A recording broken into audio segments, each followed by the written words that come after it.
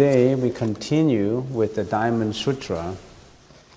Last time we stopped at chapter 5 or section 5. Section 5 is real discernment of seeing Tathagata. In the Chinese language is 如理实践分第五. And last time I finished up to just the first sentence. Chapter 5, Subhuti. What do you think? Can the Tathagata be seen by means of his bodily form? No, well-honored one. The Tathagata cannot be seen by means of his bodily form. Why? Because when the Tathagata speaks of bodily form, it is not real form. The Buddha said to Subhuti, everything with form is unreal. If all forms, phenomena, are seen as unreal, the Tathagata will be perceived. But just to recap, Buddha Sakyamuni and his 1250 disciples in the Diamond Sutra, just to have a very brief recap, Buddha Sakyamuni and his 1250 disciples went on alms round. Remember in the first chapter, begging for food from door to door, that's the practice in the Buddhist community at that time. After that, they returned to the monastery to start the lunch, and after lunch, they washed their bowls and did all the necessary cleaning, and then one of the disciples, Subhuti, raised a question.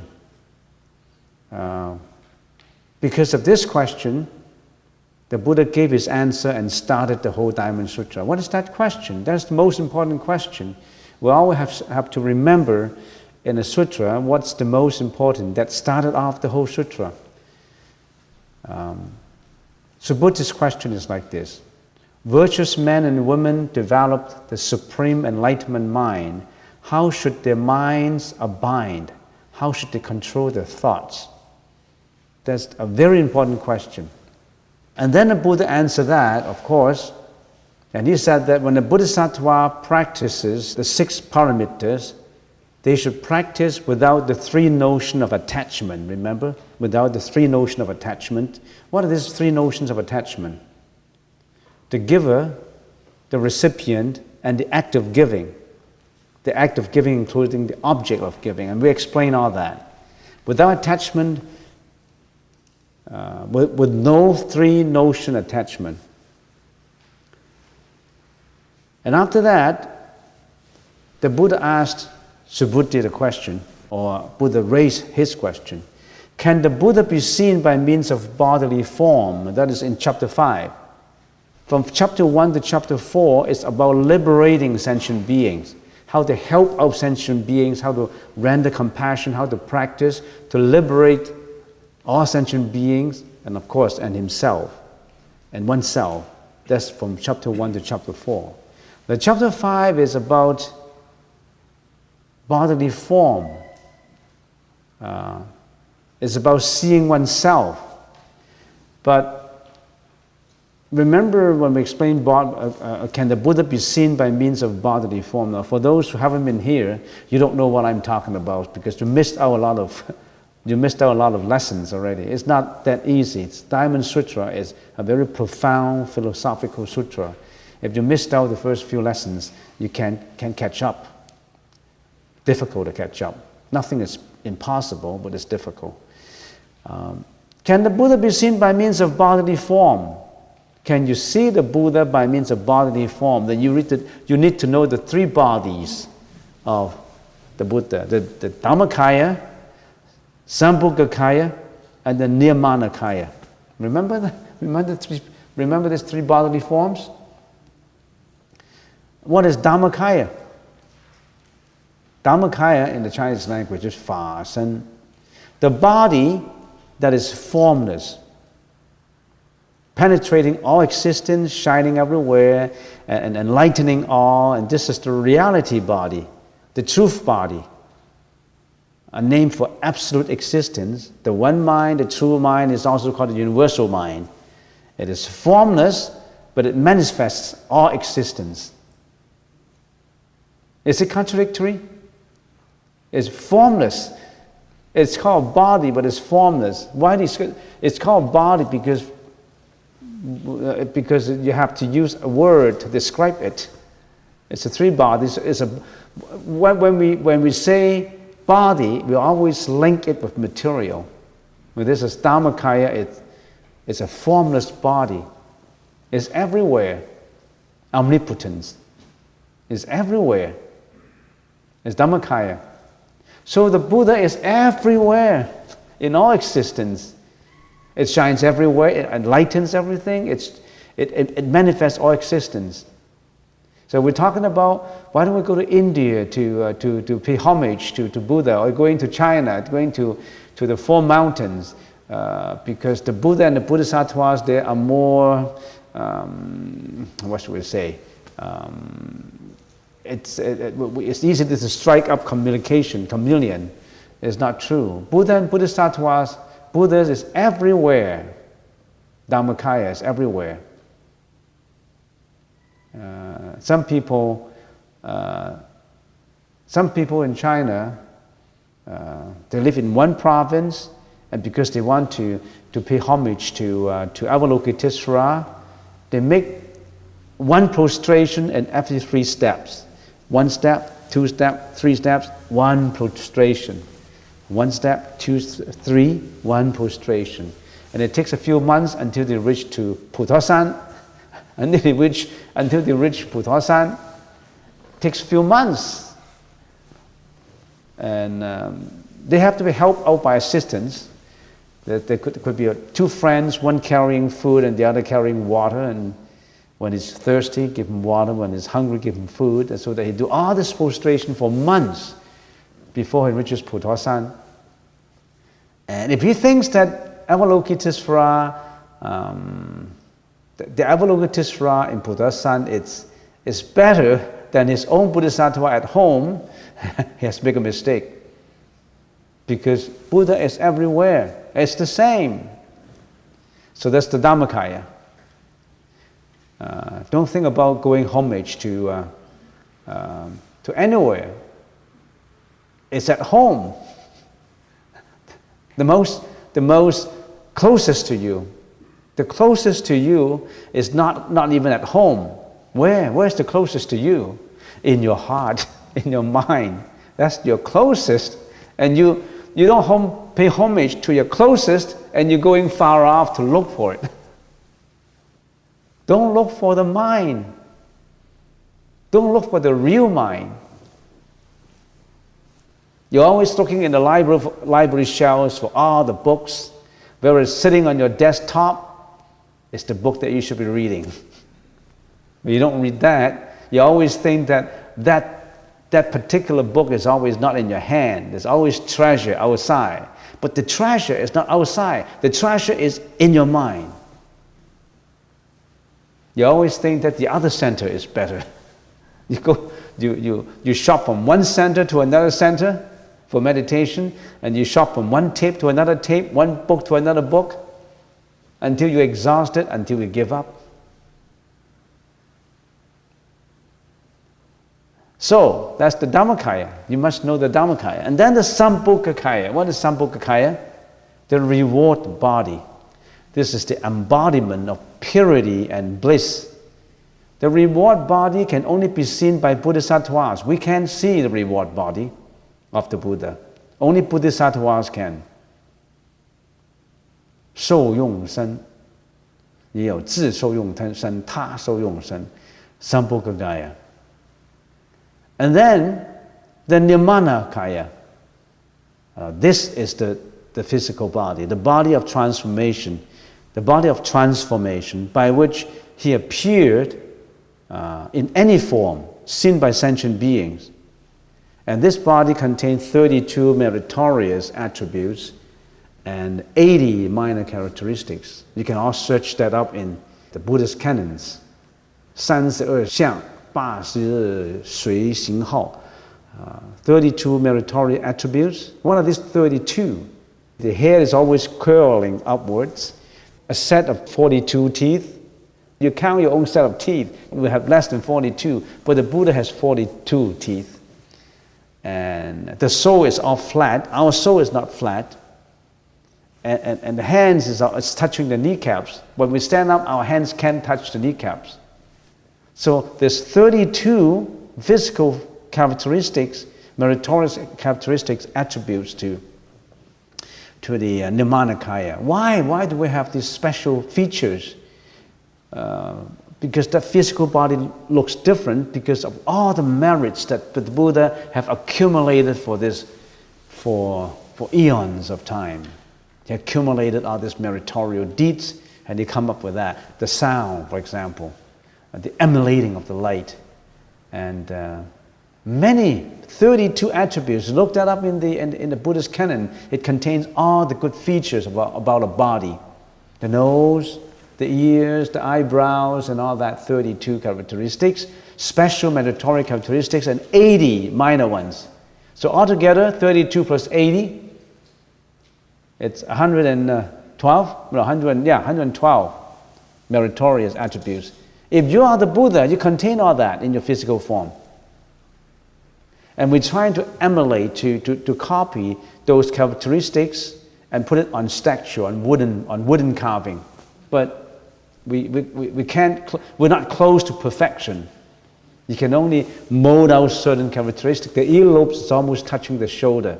The earlobes touching the shoulder and all that. And that's why when the carver are carving, they always refer to those books about 32 characteristics and 80 minor characteristics. So let's carry on. What's the next one? The next one is, the Buddha asked Subhuti, can the Tathagata be seen by his bodily form? This is to remind Subhuti, as he may suspect that if giving charity should have a formless cause in mind, then the effect should tally with formless body. How come the Buddha has such a meritorious body? So the Buddha wanted to remind Subhuti that the Dhammakaya has no form. Then it is clear that a formless cause tally exactly with a formless effect. But there are two perspectives that we should watch out in this chapter. Can you see the real nature from form? Or put it in other words, can you see the formless from form? The real nature is formless. Can you see the real nature from form? Can you see the real nature from form? All this is form, matters. All this make up molecules, atoms, protons, electrons. This is all the protons and electrons in activity, and combined with this we call matter. Matter is form, right? This is form, a combination of a lot of protons, neutrons, electrons, and all that. Scientists can tell you. This is form. But can we see the formless from the form? The answer, if the answer is no, as because how can you see? As you have attached the notion of form, then you can't. But can you see the real nature from form? The answer could be yes. If you do not attach to the notion of form, you can see the form. You don't attach to form. You don't cling to form. Then you can see the real form. That is, if you do not have attachment to the four fallacious notions of remember the four fallacious notion? The ego, the personality, beings, and lifespan. Remember these four fallacious notions. Remember the three notions of attachment: the giver, the recipient, and the act of giving. That's the three notions of attachment. The four fallacious, wrongful notions of what? This is the ego. We have the ego, right? Ego. The next is person. Ego, person. The ego is subjective. The person is objective. There must be a subject and an object, right? If there's I is the subject, then there must be an object that I can see. So the ego is subjective ego. Person is objective. So this notion, the four notion is ego and person or personality. That's regarding the individual, the self. For example, I am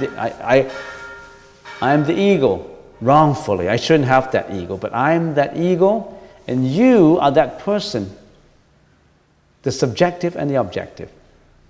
Now this is about the individual, the sentient being.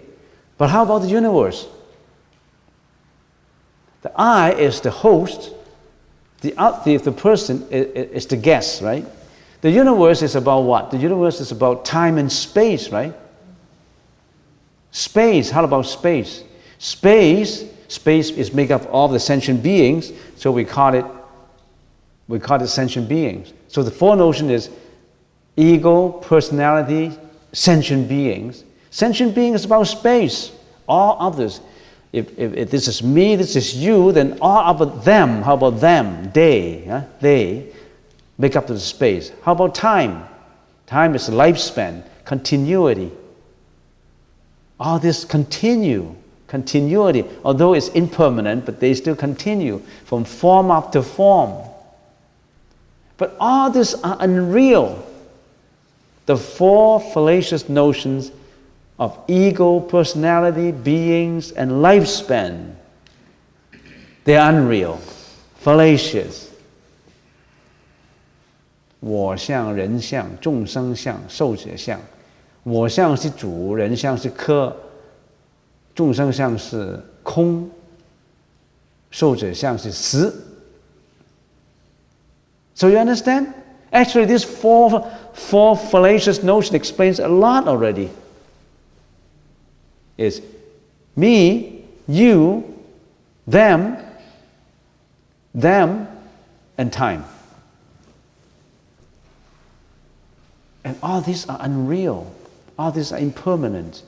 All these are sunyata. All these are causality, cause and effect. And the Buddha is trying to tackle each one of this. How about the ego? How about attachment? How about others? How about the relationship between you and the others? How about the host and the guest? The subject and the object? How about time and space? The Buddha tackled this bit by bit, and it starts from chapter 5, because they already answered that questions about the three notions of attachment. Let's start with the next sentence, because I hear the bell goes. So the next paragraph, no, the Tathagata cannot be seen by means of his bodily form. Why? Because when the Tathagata speaks of bodily form, it is not real form. Why is it like that?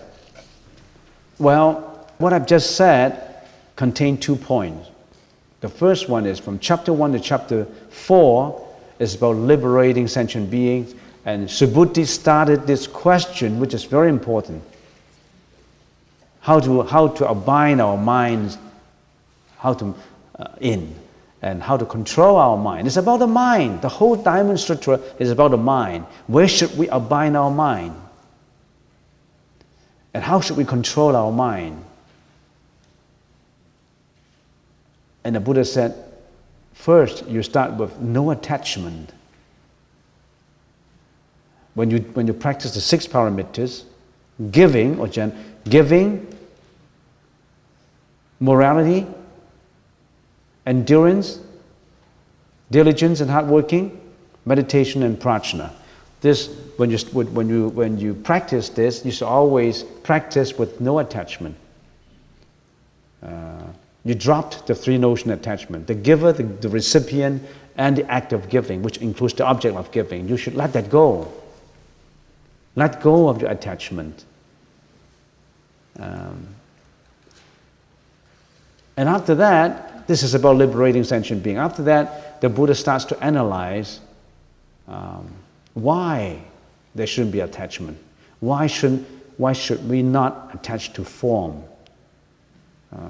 But in a common understanding of the world, why should we not attach to wealth, money, reputation, material? Why should we pursue the spiritual odyssey, the spiritual path for enlightenment? Why shouldn't we be emphasizing on material? Why should we let go of the attachment to wealth, reputation, you name it, desires? Why should we do that? And all that we have to tackle bit by bit in the Diamond Sutra.